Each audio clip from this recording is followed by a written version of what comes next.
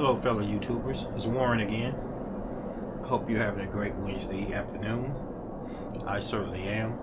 The weather here in Metro Atlanta today was a gorgeous day. I think we're going to pay for it tomorrow. But nevertheless, if you get caught up in some of these bad storms, by all means, please take cover. Y'all gotta excuse me if I came across a little wrinkled with this pollen and this change in temperature. It's got my sinuses all over the place. I'm hot, then I'm cold, then I'm hot, then I'm cold. Well, you don't know how to dress for this kind of stuff, but once your body just starts to react differently to this pollen and you're having chills, you just have to let it ride out. Because I can't take Claritin and stuff constantly. I just hate taking the medication over and over again, so I'm not going to be doing that. But for the most part, it was a good day. As far as my weekend, I intend to get out a little bit, do a few little things around and about. I'm going to check out a travel trailer on Thursday. No, I'm not buying it yet, but I need to look at this thing one more time because, well, with the areas that I'm going to be traveling in, it's going to be warm to mild climates. So I don't have to worry about getting too cold, but as you know, in the South, you can have a cold snap. It could be 70 degrees today and 20 tonight. So that's some of the things that I got to look at when I decide to which one of these travel trailers I'm going to get and what key areas I need to focus on the installation. So I got some pretty good ideas of what I want to do, how I want to do the installation, whether I want to get one a little bit larger and do the paneling around it on the inside. That's a good idea. I saw one that was maybe 8 feet wide. One was maybe right at about 9 feet wide. Excuse me. So I could do the installation around it, and then it brings it back into 8 feet. So some of the things that I'm looking at, and I wouldn't have to worry about the cabinetry and all that stuff. Yet to be seen how I want to approach this situation, this travel trailer, because I'm not planning on doing anything right away. Just some ideas that I've been looking at on YouTube. One of them has been how these people are converting these box trucks, and I see used box trucks going relatively cheap. The only thing is, and I have a question for those of you that has been doing conversions as far as camper vans and box trucks. The garage shelving and cabinetry that you can buy relatively cheap,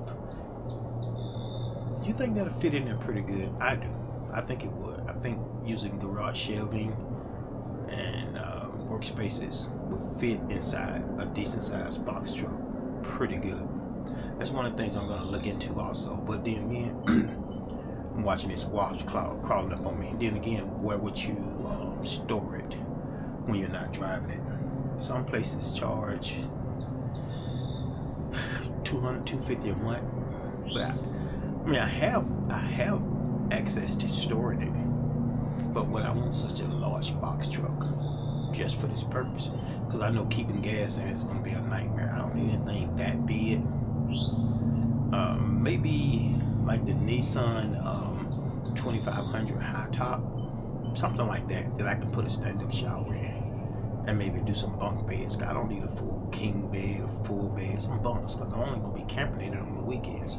That's another thing I'm thinking about, building out like one of those Nissan's high top campers. High top vans, converting into a camper and leave it plain on the outside. Don't worry about any crazy paint jobs. Majority of them I've seen, they come white. I'm fine with that. No, I'm fine with white. I may have it, I don't know, I may have it painted like maybe like a desert sand or something like that. I think that'd be cool. And put some black steelies on it. Steelies are wheels, by the way. I've seen those Nissan NV 2500 high tops going for a pretty good price. Now I have to do my research on the motor and transmission just to see how reliable they are. I do know that the Ram ProMaster, those engines and transmission, from what I was told, are fairly reliable. But on the high tops on those, I don't think it's as high as the Nissan. I'm not a big guy, but I want to have extra room inside to build some shelving up there to store things. So that's why I'm trying to go with the high top. So you can have that extra space, or I can put the pull down bunk up there. So just something I'm thinking about. Something like that, a build out would be 2 years for the price of the vehicle and the materials. So I will have plenty of time to do that. Just something I'm thinking about. And how do you go through getting it classified as a recreational vehicle? Once you put the stuff in it, see, I've got to do my research on that. Still a lot of these vans conversions, people are doing build out that look better than the ones you can actually buy, and then they're not costing $200,000 and up. You know, you can buy the van for you might get lucky and find one for $50,000. You may put $10,000 in converting it, because some of the stuff that I'm thinking about is going to be bought secondhand anyway. I'm not buying new furniture to go in it, and they do have that little small one-piece stand-up shower that you can put in there, and comes drain ready, so you have it drained out back to your black water tank or your gray water, whichever one it connects to. I think it's the gray water tank for the shower. So it's relatively simple. And what gave me that idea, I had a vendor was showing off some of the bathroom stuff, and they had the ones that were made like for prisons. It was all one piece. They had a shower, toilet, sink, all one piece that fit in the corner. It's like, that would work perfectly, because you don't need much room in the shower. You just get in there and do your thing. I saw what another guy did. He bought a fiberglass mop sink. That's what it's called, a mop sink. It's just a rectangular sink, but it's floor mounted. You step over in it. And he used that as his shower. He put the railings up and he closed it off, and the water didn't even come out. And he said he found that mop sink second hand, and it came in handy. So it's different ways. If you don't want a full enclosure, or if it's just going to be used primarily, and depending on how you position your shower head, you won't get much water on the floor. So you mount it from the roof of the van and aim it towards the corner of the shower wall.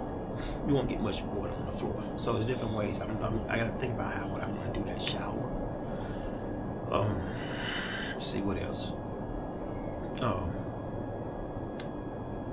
Solar power on the roof. All these things that I'm thinking about that I want to do, or do I just want to get a pull behind travel trailer and call it a day? I almost want to do it myself.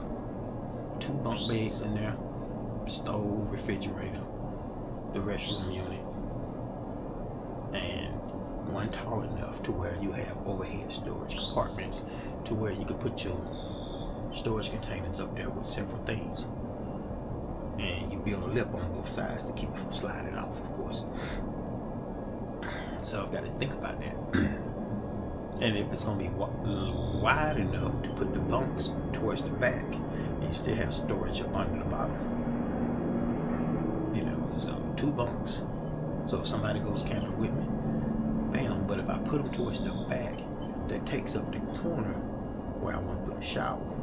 So bunks along one side, shower on one side, and maybe a large 2-burner stove versus a small 4-burner. Because most times you're gonna do, if I'm cooking and I'm camping, it's gonna be a 1-pot meal, maybe 2. When I cook at home, the most I'm doing is cooking using 2 hours of one at one time. 1 front, 1 back. That's all I do. The 2 largest ones, I just use those. I never have 3 or 4 of them going at one time anyway. And oh, by the way, that van will be big enough to put an apartment size refrigerator freezer in it. So that's another thing, because you're gonna be gone if you're gonna be gone 4 days, you want to have enough food in that thing. So depending on how I set it up, I can get all that stuff in there for a relatively cheap amount of money. Then you gotta have room for your tanks. So then you gotta build out for your tanks. So I gotta figure out which side I want to do my tanks on.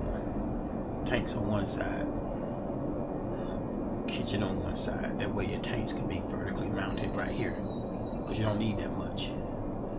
And you have a little room underneath to where that spare tire. Most of those Nissan vans has a spare tire underneath. That's where you put your waste tank in. And you take your spare tire and you hang it on the back door. So that's how I've seen the guys doing it. Just some things I was thinking about, and you know, I always start these videos and forget to say like, comment, subscribe. I mean, hey, y'all know what to do. I could use more subscribers. If you like the channels, please do. But I'm not gonna keep. I don't want to push people to have to subscribe. If you like it, I love it. I'm not for everybody, but some people seem to enjoy my conversations. But this one is all about the RV life. What do I want to do? How do I approach this camping thing? As a starter, the travel trailer makes sense because I can hitch it between either vehicle. But that's the thing. To get a travel trailer, I need one small enough to be able to tow with either vehicle. That way, I can use either one of them at any given time.